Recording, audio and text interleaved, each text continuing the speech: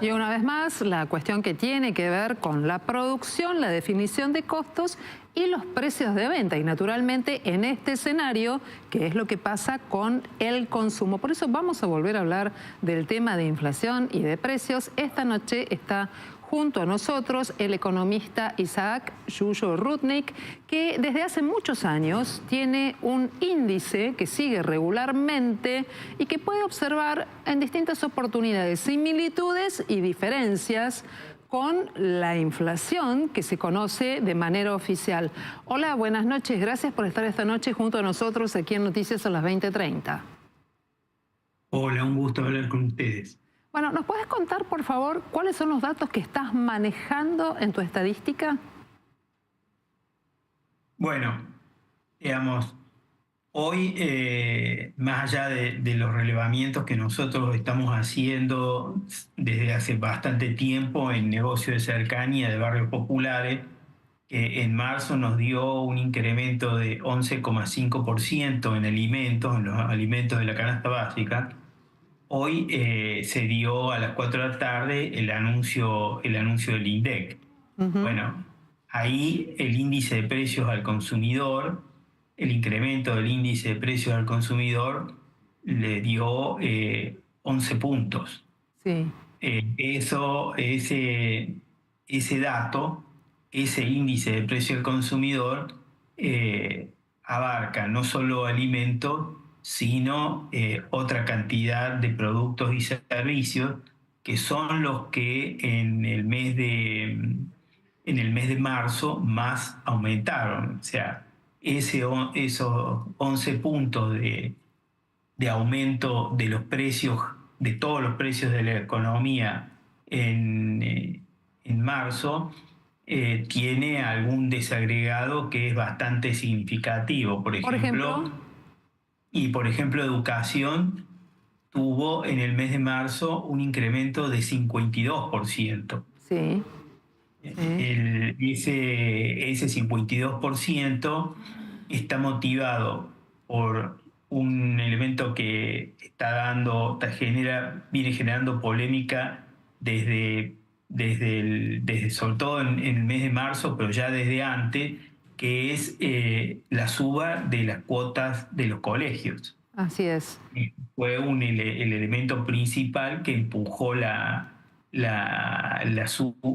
aumentos, los porcentajes de aumento en el rubro educación. Rudnick, para el próximo índice estamos todos muy pendientes de ver el mes de abril y el mes de mayo, qué impacto va a tener en el índice de precios al consumidor subas muy significativas en los servicios básicos, luz, electricidad, gas, telecomunicaciones. ¿El gobierno va a poder lograr el objetivo de un dígito en el próximo bimestre?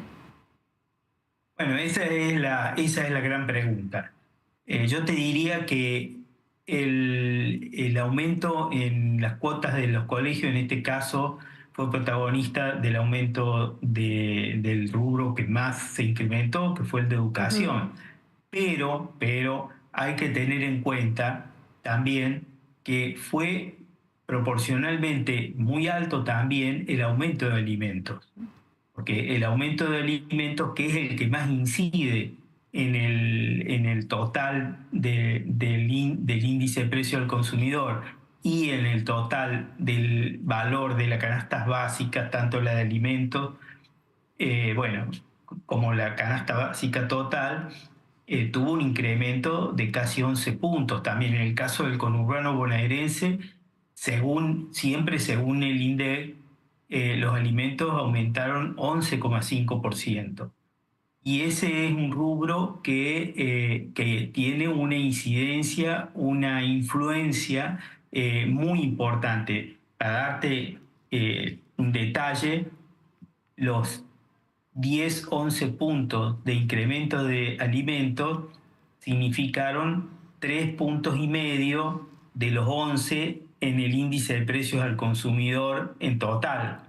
Rudnick. O sea, sí. Buenas noches, ¿qué tal? Lo saluda Leandro Dario. Hola, ¿cómo te va? Muy bien. Le quería preguntar, con la caída del consumo, que es una caída dramática producto de la recesión, y la estabilidad que hay cambiaria, ¿no debiera bajar la inflación más rápido, de forma más pronunciada?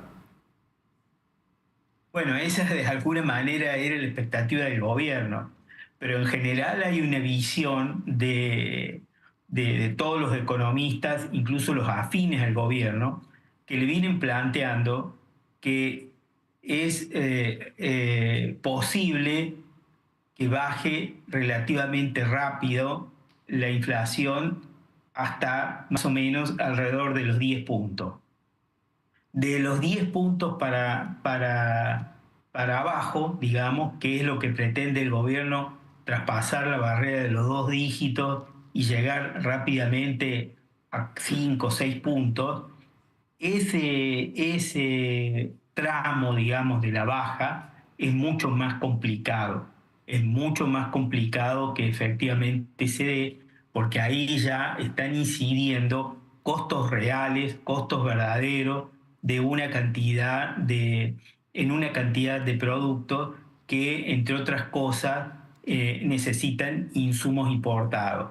En la primera parte, en el primer tramo de la baja, desde el 25% de diciembre, el 18-20% en enero, al 13,5% en febrero y ahora 11%, ahí hay muchos elementos que tuvieron que ver con aumentos, yo diría forzados, que se dieron una cantidad de productos sobre la base de que había una expectativa que el dólar iba a sufrir rápidamente una nueva devaluación. Isaac, vamos a escuchar, vamos a ver cuál es la lectura que le dio el ministro de Economía, Luis Toto Caputo, a este comportamiento de precios. A ver cuál es la versión oficial.